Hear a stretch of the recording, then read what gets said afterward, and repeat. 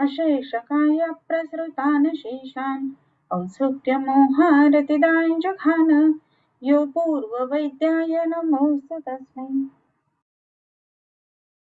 इस साल का हमारा ये पहला लेक्चर, सो सभी को नए साल की बहुत बहुत शुभकामनाएं। सो आज से हम जो निदान स्थान पढ़ रहे हैं उसमें 10वां अध्याय जो है वो पढ़ने जा रहे हैं। सो 10वां अध्याय जो है वो है प्रमेह निदान। प्रमेह निदान जो है ना वो कौन से अध्याय के बाद में आता है, तो वो है मूत्राघात निदान, उसके बाद में प्रमेह अध्याय आता है।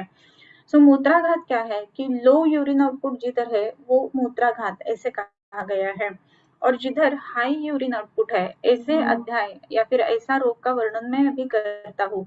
इससे जिसने कहा है ना वो है प्रमेह, यानी उसके बाद में जो अध्याय आए हैं वो है प्रमेह। सो एंडिंग ऑफ द मूत्राघात निदान, उसमें बेसिकली क्या आया है, तो उसमें कहते हैं कि अभी ये जो मैंने कहे रोग इति विस्तरत प्रोक्त रोगा मूत्र अप्रवृत्तिजाः, जिसमें रोग में मूत्र की प्रवृत्ति नहीं होती है, वो इधर तक हमने बता दिए। निदान लक्षण ऊर्ध्वम वक्षन्ते अति प्रवृत्तिजाः। अति प्रवृत्ति जो रोग क्या है, कौन से है, इसके बारे में अभी मैं आगे बताने जा रहा हूँ। सो ये सब जो है वो अति प्रवृत्ति यानी मूत्र की जब ये अति प्रवृत्ति होती है तो उसमें कौन कौन से लक्षण आते हैं वो बताने के लिए ये प्रमेह निदान आगे का बताया गया है।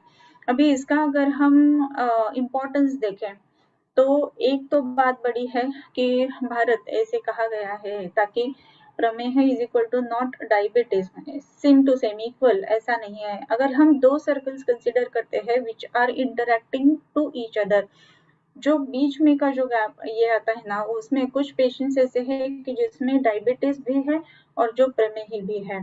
प्रमेह का आयुर्वेद दृष्टिकोण थोड़ा सा अलग है, मूत्र प्रवृत्ति के अनुसार बताया गया है। उसमें डायबिटीज मेलाइटस, डायबिटीज इंसिपिडस, ये पेशेंट जो है वो भी समाविष्ट हो जाते हैं। सो इज इक्वल टू ऐसा प्रमेह इज इक्वल टू डायबिटीज ऐसे नहीं करना चाहिए, लेकिन बहुत सारे लक्षण जो है प्रमेह के वो डायबिटीज से मिलजुल कर दिखते हैं, दिखने के लिए हमें मिलते हैं। और इसी के लिए इसको ऐसे मैं कह रही हूँ कि जो भारतवर्ष है वो डायबिटीज की किंगडम है, ऐसा अभी होने जा रहा है या फिर 2030 में होगा ऐसे लोग कहते हैं। सो साइंटिस्ट कहते हैं। सो ऐसा क्यों है, क्योंकि जो जनरेशन है उसमें बहुत जल्दी आजकल ये ब्लड शुगर लेवल्स रेज्ड है ऐसे देखने के लिए मिल रहा है। जो पहले 60 प्लस 50 प्लस ऐसे देखने के लिए मिलता था, उन एज में देखने के लिए मिलता था, वो अभी 30 प्लस में ही देखने के लिए मिल रहा है।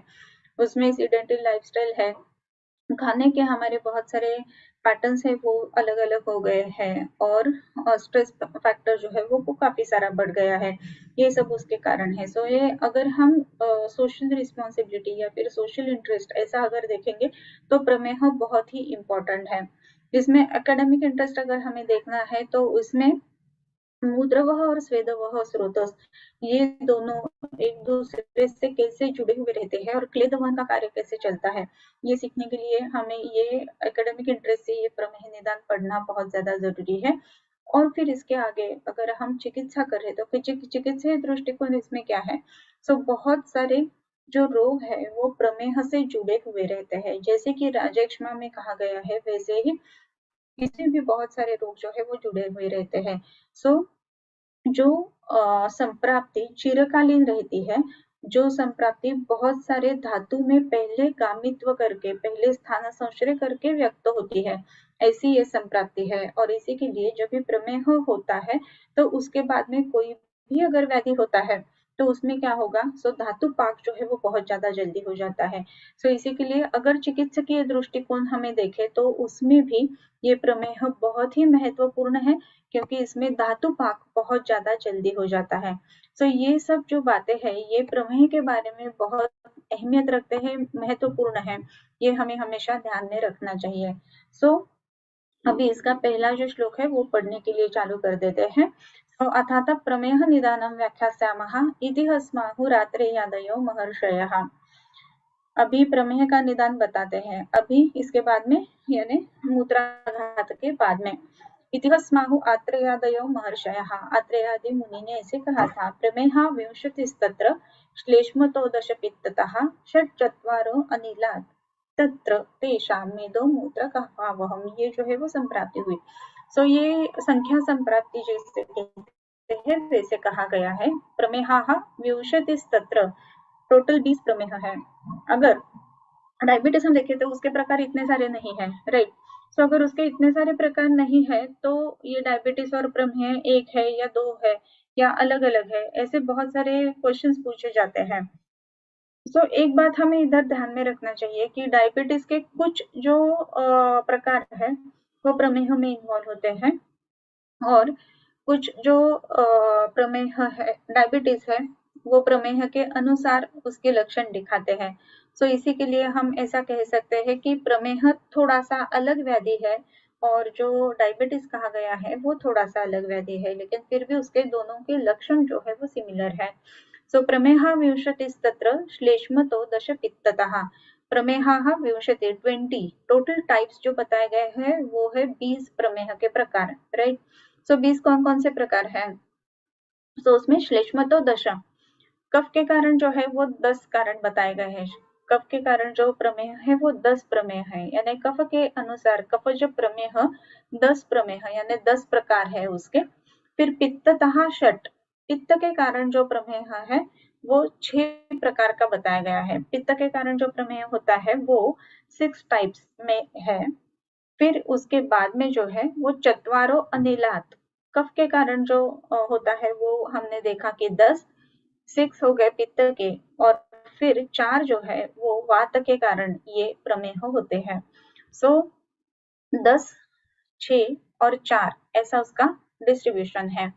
तेषां मेदो मूत्र कफावहम अन्नपान क्रिया जातम यत् प्रायस्तत् प्रवर्तकम स्वाध्वम लवण स्निग्ध गुरु पिच्छिल शीतलम नवधान्य सुरानुपमांसेक्षु गुड़गोरसम एकस्थानासनरति शयनम विधि वर्जितम।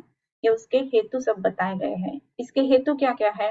तेषां मेदो मूत्र कफावहम, मेदो वह स्रोतोस, मूत्र वह स्रोतोस और कफ वह स्रोतस ऐसे कहा गया है, जिसमें कफ का वहन होता है, कफ विकृति होती है, ऐसे जो है वो स्रोतस। अभी रसों की श्लेष्मवत ऐसे कहा गया है।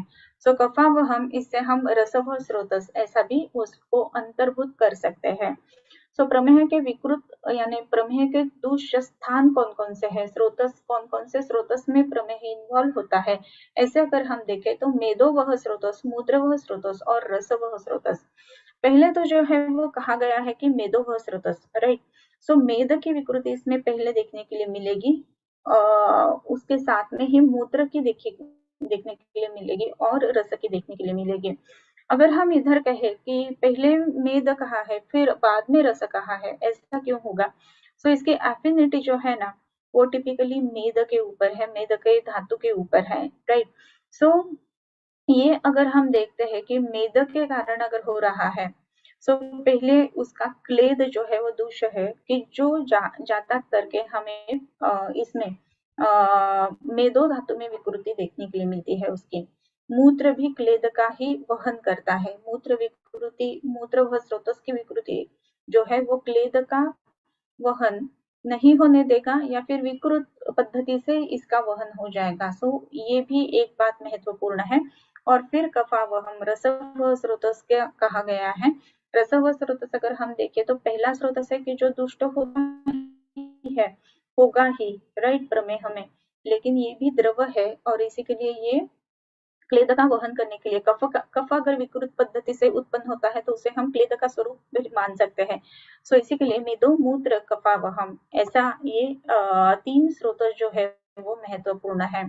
अन्नपान क्रिया जातम यत् प्रायस्तत् प्रवर्तकम, अन्न प्राण क्रिया जातम ये जो कहा गया है उसको यत् प्रायः तत् प्रवर्तकम, अन्नपानादि क्रिया जो है जो इसका प्रवर्तन करती है या फिर प्रमेह जो है वो इसके कारण हो जाता है। ये क्या?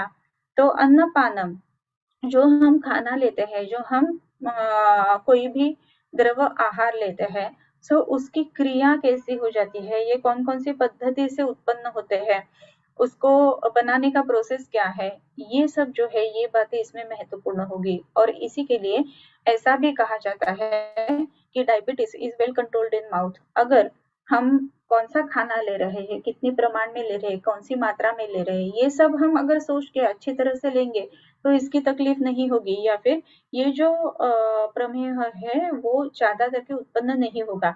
लेकिन हम खाने पीने की तरफ अगर ध्यान नहीं देंगे तो ये प्रमेह होने की आशंका बहुत सारी होती है। इसी के लिए अन्नपान क्रिया जातम यद प्रायः तत्प्रवर्तकम, प्रवर्तक है किसी के लिए, तत्प्रवर्तक यानी प्रमेह का प्रवर्तन करने के लिए क्या कौन सा कारण उत्पन्न है, तो अन्नपान क्रिया जातम यद प्रायस्तत् प्रवर्तकम।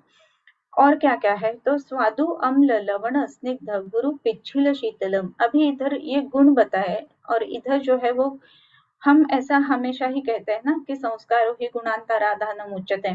सो आप कौन सी बात कैसे बना रहे हो उसके ऊपर डिपेंड करेगा कि वो कौन सा क्लेद ज्यादा बना रहा है शरीर में या नहीं बना रहा है। अगर आप अब कोई भी रेगुलर जो रूटीन रहते हैं उसमें से अगर राइस का ही बात करें, सो राइस अगर आप भून के बनाते हो, ओपन वेसल में बनाते हो, उसकी कांजी निकाल के बनाते हो, तो उसका क्लेद का निर्माण जो है वो कम हो जाता है, राइट। लेकिन वही राइस अगर आप कुकर में बनाते हो, ज्यादा भिगो के बनाते हो, तो ऐसा अगर करते हो तो उसका क्लेद जो है वो बढ़ जाता है, क्लेद निर्माण करने का उसका जो ताकत है वो बढ़ जाता है। वही राइस अगर हम भिगो के फर्मेंट करके बनाते हैं तो भी वो क्लेद ज्यादा करेगा।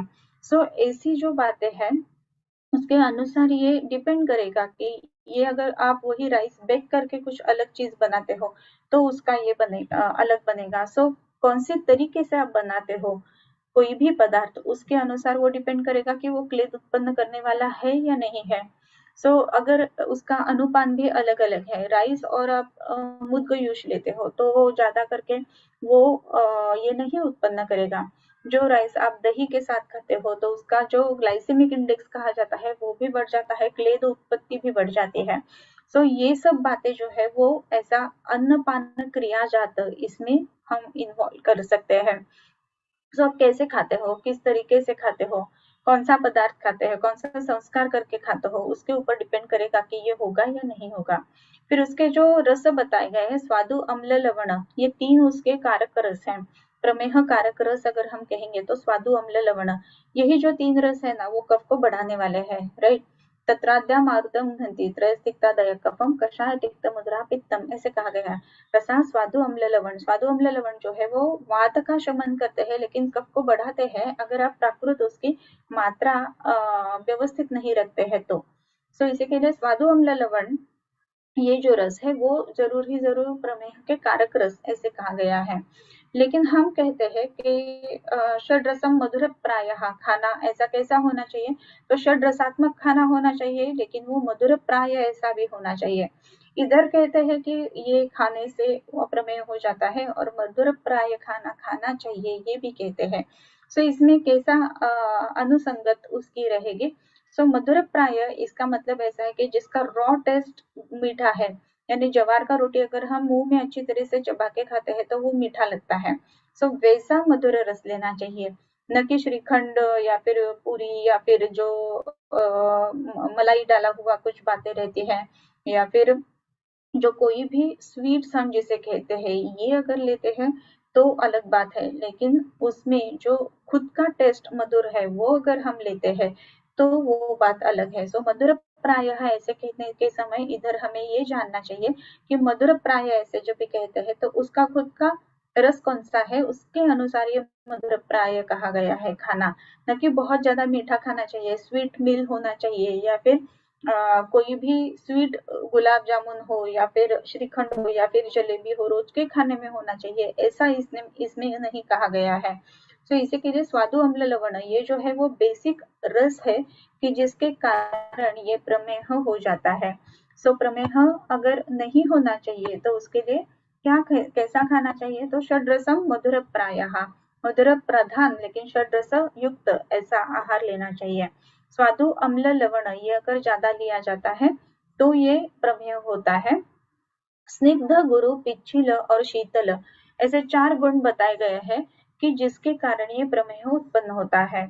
अभी ये कौन-कौन से गुण है? स्निग्ध गुण है, गुरु गुण है, पिच्छिल गुण है और शीतल गुण है। बहुत ज़्यादा स्निग्ध खाना, ये भी बात अच्छी नहीं है। बहुत रोज़ अगर आप तली हुई कुछ चीज़ें खाते हो या फिर अगर घी भी लेते हो तो बहुत ज़्यादा घी डाल के लिया जाता है।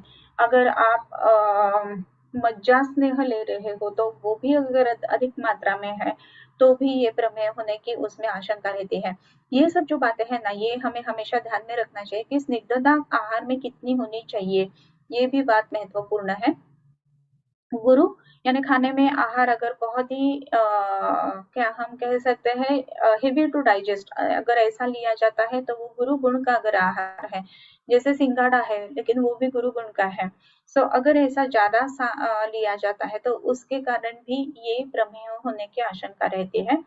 पिच्छिल जो स्टिकी है, वो अगर ज़्यादा लिया जाता है तो भी प्रमेह होता है। आजकल हम कोई भी जो खाना खाते हैं तो उसके साथ में ब्राउनीज वगैरह ऐसे बहुत ज़्यादा लिया जाता है कि जिसमें चॉकलेट सॉस डाला हुआ जाता है। चॉकलेट सॉस वगैरह हम जब भी डालते हैं उसमें तो वो स्टिकी हो जाता है, राइट? स्टिकी यानी चाशनी जैसे बोलते हैं ना हम, ऐसे अगर बहुत ज़्यादा तरीके से अगर यूज़ किया गया, तो भी ये पिच्छिल जो गुण है उसके कारण शरीर में जो कफ है वो विकृत हो जाता है और उसके कारण ये प्रमेह हो जाता है। सुगुरु, पिच्छिल और शीतल हम कहेंगे कि नहीं हम ठंडा खाना नहीं खाते हैं यानी लेकिन हम एकदम जो अभी-अभी बनाया हुआ ऐसा अगर खाना हम खाते हैं ना तो उसका परिणाम बहुत ही अच्छा आ जाता है और वो उष्णम ही भुंजानम स्वदते ऐसे भी कहा गया है। लेकिन हमारा खाना सुबह में रोटी बनाई हुई और शाम को खा रहे हैं तो उसी को भी शीतल ऐसा ही खाना कहेंगे। दूसरी बात ऐसी है कि शीतल के अनुसार अगर हम देखें तो आजकल अगर हम देखते हैं तो आइसक्रीम्स वगैरह खाने का जो है ना वो बहुत ज़्यादा बढ़ गया है। अलग-अलग तरीके से, अलग-अलग पद्धति से ये आइसक्रीम्स वगैरह से किए जाते हैं। कुछ जो ड्रिंक्स भी रहते हैं ना मॉकटेल्स वगैरह बना के उसका भी आजकल कंजम्पशन बहुत ज़्यादा बढ़ गया है। तो ये शीतल अगर ज़्यादा लिया जाता है तो उसके कारण भी ये प्रमेह होने की आशंका उसमें रहती है। नवधान्य गुडानूप मांसेक्षु गुडगोरसम ऐसे कहा गया है। सो नवधान्य जो नया धान्य है, अभी-अभी हुआ है, ये जो है वो नया धान्य रहता है। वो जो रहेगा नया धान्य वो ज़्यादा अभिसंधि रहता है। इसी के लिए नवधान्य अगर लिया जाता है, तो उसके कारण ये प्रमेह होने की आशंका रहती है। नवधान्य, सुरा, अनूप मांस, सुरा ज़्यादा लिया जाता है तो भी अनूप मांस यानी जो सी फूड है ज़्यादातर के नदी के जो मासे हैं वो ज़्यादा सेवन नहीं किए जाते हैं। बंगाली जो है उसी में ज़्यादा लोग लेते हैं बंगाल प्रदेश में। लेकिन जो कुछ भी ये सी फूड रहता है वो भी अनूप में ही आ जाएगा। औदक और अनूप ये 2 पद्धति का मांस बताया गया है। ये जो है वो औदक ऐसा है कि जो उदक में ही रहते हैं या फिर जिसको हम जलचर कहते हैं वो है और अनूप मांस है ना अनूप प्रदेश में जो मांस है वो भी अनूप उसको कहेंगे यानी क्या कि जिधर बहुत ज्यादा पानी रहता है ऐसा अनूप देश है जो है उधर अगर आप कोई भी चिकन का या फिर ये भी लेते हो तो भी उसे हम अनूप मांस ऐसे ही कह सकते हैं आजकल अगर चिकन हम देखें तो ब्रॉयलर जो पद्धति का चिकन रहता है तो उसमें क्या है ना कि जो मुर्गी रहती है उसको कंटिन्यूअस खाया खाने के लिए लाइट्स वगैरह लगा के प्रमोट किया जाता है सो उसका वेट ज्यादा करके बढ़े और वो एक ही जगह पर उतनी ही कुछ 10 बाय 10 का जो जगह रहता है उसमें वो कंटिन्यूअसली अगर खाना खाती है तो उसके कारण भी ये बातें हो जाती है कि वो अनुपमाओं से जैसा गुण दिखाती है क्योंकि उसको घूमने के लिए जगह नहीं है ये भी बात हमेशा ध्यान में रखना है सो अनुपमाओं से गुड़ इक्षु गुड़ गौरसम इक्षु यानी शक्कर बहुत ज्यादा लेना हम आजकल भी देखते हैं कि पहले तो डायबिटीज हो गया तो पहले शक्कर बंद कर दो ऐसे कहा जाता है सो शक्कर बंद की जाती है और स्टार्वेशन ऑफ द शक्कर ऐसा भी हो जाता है सो जिसमें भी शरीर का नुकसान ही रहता है इसी के लिए पूरा स्टार्वेशन ऐसा नहीं करना चाहिए जो एडेड शुगर्स रहती है या फिर शुगर हम जो बनाते हैं वैसी अगर लिया जाता है तो उसमें दिक्कतें हैं लेकिन अगर हम क्रूड शुगर यानी फ्रूट्स वगैरह अगर डायरेक्टली खा लिए जाते हैं तो उसका परिणाम जो है वो शरीर के ऊपर नेगेटिव नहीं रहता है, ये भी ध्यान में रखना चाहिए। फिर गुड़ यानी इक्षु विकृति ऐसा भी कहा गया है। जो फानित है, गुड़ है, ये अगर बहुत ज्यादा मात्रा में सेवन किया जाता है तो भी उसके कारण भी ये हमें देखने के लिए मिलता है कि ये शरीर में प्रमेह की उत्पत्ति हो जाती है, प्रमेह उसमें विकृत हो जाता है, प्रमेह की विकृति उत्पन्न हो जाती है। ये बातें हमेशा हमें ध्यान में रखनी चाहिए। सो मांसेक्षु गुड़ गोरसम, गोरस ऐसा नेक्स्ट शब्द आया है। दुग्ध जो है वो एक्चुअली पूर्णान्न है, अच्छा है, ऐसे कहा गया है। लेकिन फिर भी दुग्ध की विकृति यानी जो मिल्क प्रोडक्ट्स है वो अगर ज्यादा खाने में आ गए तो भी ये उत्पन्न कर देते हैं प्रमेह।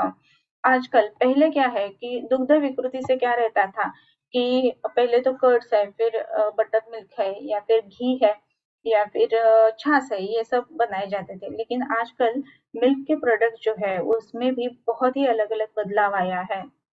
जैसे कि स्किम्ड मिल्क हम देखते हैं, वो बहुत ज्यादा घना गाढ़ा हुआ ऐसा जो रहता है ना, वो आजकल खीर वगैरह बनाने के लिए यूज किया जाता है, लेकिन वो भी गुड़ और वो रस विकृति में आ जाएगा, राइट। दूसरी बात ऐसे है कि उससे चीज और पनीर, ये दो बातें आजकल बहुत ज्यादा सेवन की जाती है कि जिसके कारण ये घनता गुरुत्व शरीर की बढ़ जाएगी और उसी के कारण ये प्रमेह में परावर्तित होने की संभावना रहती है। तो ये सब बातें जो है वो हमें हमेशा ध्यान में रखना चाहिए कि कौन सी इसके हेतु है। सो मांस इक्षु गुड गोरसम एक स्थान आसन एक स्थानासन रतिः, एक स्थान एक रतिः ऐसे कहा गया है। एक स्थान एक ही जगह पर बहुत ज्यादा बैठना, ऐसी अगर बात होती है ना तो भी ये प्रमेह उत्पन्न हो जाता है। एक स्थान ऐसे अगर हम कहेंगे तो बहुत ज्यादा समय हम कैसे क्यों बैठते हैं, तो काम के लिए ही। टिपिकली जब भी वर्क फ्रॉम होम आया तो उसके बाद में हम ऐसा देखते हैं कि बहुत सारे पेशेंट एक स्थान पर बैठ गए तो बैठ गए, 8-8 घंटे उठते भी नहीं है, यूरिनेशन के लिए भी नहीं, खाना खाने के लिए भी, खाना भी है तो उधर ही ऑन कॉल चालू रहता है। तो ये बातें अच्छी नहीं है।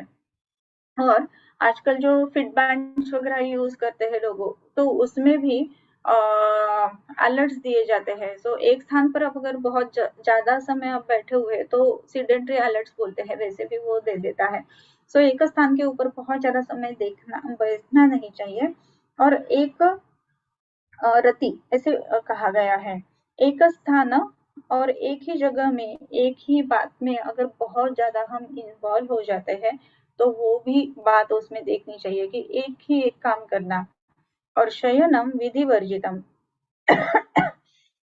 शयन विधि वर्जितम, रति विधि वर्जितम, शयन विधि वर्जितम, यानी सूरत प्रसंग जो है वो अगर विधि वर्जित है तो उसके कारण भी प्रमेह की उत्पत्ति है, जो कि धातुक्षय जन्य ऐसा भी हमें उसमें देखने के लिए मिलता है। और शयनम विधि वर्जितम, शयन विधि भी कहा गया है, नींद भी कैसी लेनी चाहिए। सो उसमें कब सोना चाहिए, ये तो हम हर एक जो है वो विधि वर्जित ही शयन करते हैं। सो पहली बात जो है कि जब भी शाम हो जाती है, जो पक्षी है वो अपने घरटे में आ जाते हैं, जो कंपाउंड लीव्स है जो मिट जाती है, ऐसे जब भी होता है तो नींद लेनी चाहिए उसके 2 घंटे के बाद एटलीस्ट। 6 o'clock को अगर हम देखते हैं कि जो कंपाउंड लीव्स है वो बंद हो जाता है तो 8 o'clock तक तो सोना चाहिए। लेकिन आजकल हम घर पर ही 9 बजे आते हैं, उसके बाद में खाना होगा कि खाना भी विधि वर्जित रहेगा, और फिर सोते समय मोबाइल हमारे हाथ में रहेगा और कुछ ना कुछ सोचते सोचते हम सो जाएंगे। ऐसी अगर बात है तो वो विकृति है और उसके कारण भी प्रमेह होता है। सो ये छोटी छोटी लेकिन बहुत ही महत्वपूर्ण बातें हैं कि जो प्रमेह की तरफ हर एक पेशेंट को खींच लेती है, उधर खींचे जाती है। सो ये क्या क्या है। सो अन्नपान क्रिया जातम यत् प्रायस्तत्प्रवर्तकम साधं लवण स्निग्ध गुरु पिच्छिल शीतलम नवधान्या नवधान्यासुरानुपमौसेक्षु गुड़गोरसम एक स्थानासन रति शयनम विधि वर्जितम। अभी इधर तक जो है वो सब हेतु उसके पूरे हो गए। फिर उसके बाद में बस्तिम आश्रित्य कुरुते प्रमेहान दूषित कफहा दूषयन्ति दूषयित्वा वपुक्लेद स्वेद मेदो रसामिषम। अभी ये संप्राप्ति कैसे होती है?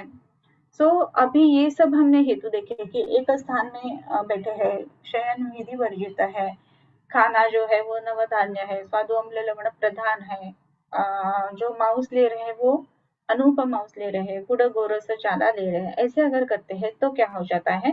बस्तिम आश्रित्य कुरुते, बस्तिम आश्रित्य, बस्ती को आश्रय करके ये दुष्ट जो कफ है वो उत्पन्न कर देता है।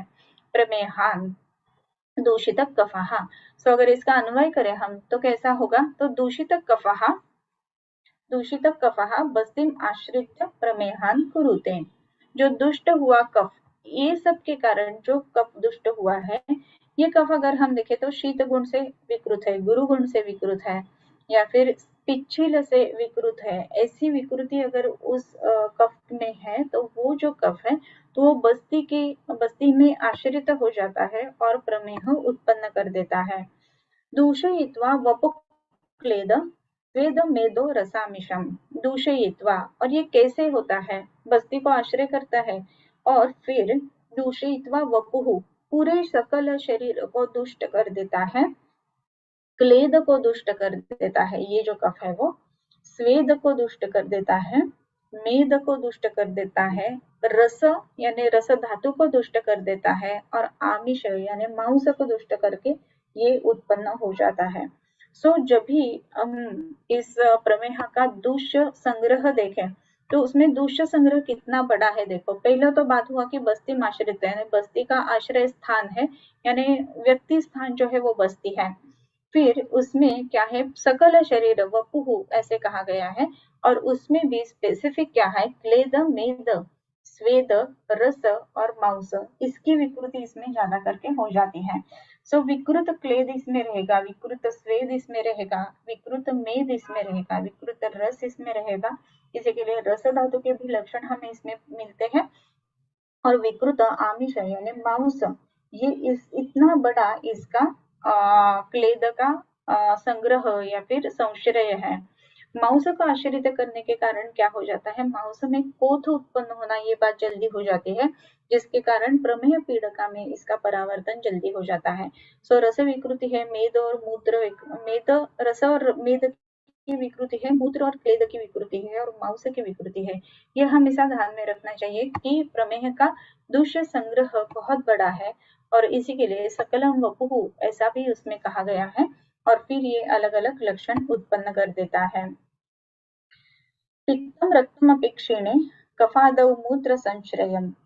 पित्तम रक्तम अपि क्षीणे, इसमें जो कफ है वो अगर क्षीण होता है, क्षीणे कफादौ, क्षीणे कफ आदौ, कफ आदि अगर क्षीण हो जाते हैं तो पित्तम रक्तम मूत्र संश्रयम, जो पित्त है, जो रक्त है, उसको दुष्ट करके ये मूत्र संश्रय करके फिर प्रमेह उत्पन्न होता है। कभी कभी ऐसा भी देखता है कि कफ आदि जो पदार्थ है, कफादौ क्षीणे, कफ आदि क्षीण हो जाता है, अन्नपान जो है उसकी विधिवत नहीं अगर सेवन किया जाता है तो रक्तम और पित्त मूत्रम आश्रित्य प्रमेहान कुरुते, ऐसे भी होता है। हमेशा कफ ही है ऐसा भी नहीं है, पित्त में भी क्लेद है, रक्त में भी क्लेद है, राइट। ये अगर क्लेद विकृति पित्त में ही हो जाती है, रक्त विकृति क्लेद के अनुसार हो जाती है, तो भी ये प्रमेह उत्पन्न होता है। धातुन बस्तिम उपानीय तत्क्षयेऽपि च मारुतः तत्क्षये अपि। तत्क्षये नाम अलग अलग, धातुन क्षये अपि, धातु का क्षय जब भी हो जाता है तो बस्ती जो है उसमें ये जो वायु है वो चली जाती है और प्रमेह उत्पन्न कर देती है। हमेशा अगर हम देखें तो एक बात महत्वपूर्ण है कि बस्ती ये मुख्य दूषित स्थान तो है ही, लेकिन कफ है प्रमुख है, लेकिन फिर भी पित्त भी, रक्त भी विकृत होता है तो भी प्रमेह उत्पन्न होता है, कफादौ क्षीणे अगर है तो भी। और दूसरी और भी एक बात है कि बहुत ज्यादा अगर विकृति वायु की होती है तो वायु भी बस्ती को आश्रित करके प्रमेह उत्पन्न कर देता है। उसके आगे का जो श्लोक है वो पढ़ के आज इधर ही रुकते हैं। साध्ययाप्य परित्याजा मेहास्तेनैव तद्भवाः समासमक्रियतया महात्ययत्ययापि च। जो हमारे जो 5 श्लोक है प्रमेय के वो आज इधर तक हुए हैं। इसके बाद में का जो 6th श्लोक है कि उसका साध्यासाध्यत्व बताने वाला वो जो साध्यासाध्यत्व है वो हम नेक्स्ट लेक्चर में पढ़ेंगे। ओके, सो नए साल का ये जो पहला लेक्चर है कि जिसमें हम प्रमेय का निदान पढ़ रहे हैं वो बहुत सारे लोग भी अटेंड कर रहे हैं, यूट्यूब पर भी है बहुत सारे लोग। सो रेगुलर हमारे जो लेक्चर्स है वो फ्राइडे और ट्यूसडे ऐसे 5 o'clock को होते हैं। सो ये भी आपको ध्यान में रखना है कि हमेशा ये 2 दिन जो है उसमें ये लेक्चर्स रहेंगे। ओके, सो अभी इधर ही रुकते हैं। 6 श्लोक जो है वो एक बार पढ़ते हैं। साध्य आपके परित्याजामि हास्तेनैव तद्भवाः समासमक्रियतया महात्ययत्ययापि च। तो इधर तक रुकते हैं, ये नेक्स्ट टाइम पढ़ेंगे। किं बहुना तुमचे केले धर्म कीर्तन हे सिद्धी केले तीर्थ माझे जुरले पायिकपणा आता विश्वात्मके देवे येणे वाग्यज्ञे तोषावे तोषोनी मज द्यावे फसायला नाही जे खळांची व्यंकडी सांडो तया सत्कर्मी रती वाढो भूता परस्परे पडो मैत्र जीवांचे दुरितांचे तिमिर जावो विश्वस्व धर्म सुरे पाहो जो जे वांछील तो ते लाहो प्राणी जाता वर्षत सकळ मंगळी ईश्वर निष्ठांची मांदियाळी अनवरत भूमंडळी भेटतू भूता चला कल्पतरूंचे आरव चेतना चिंतामणींचे गाव बोलते जे अर्णव पीयूषांचे चंद्रमे जे अलांछन मार्तंड जे तापहीन ते सर्वाही सदा सज्जन सोय रे होतो किंबहुना सर्व सुखी पूर्ण होनी तिही लोकी भची जो आदि पुरुषी अखंडिता आणि ग्रंथ उपजविये विशेषी लोकी ये दृष्टा दृष्ट विजय हो आवेजी येथ म्हणे श्री विश्वेश्वरावो हा होईल दान पसावो येणेवरे ज्ञान देवो सुखिया झाला येणेवरे ज्ञान देवो सुखिया झाला येणेवरे ज्ञान देवो सुखिया झाला।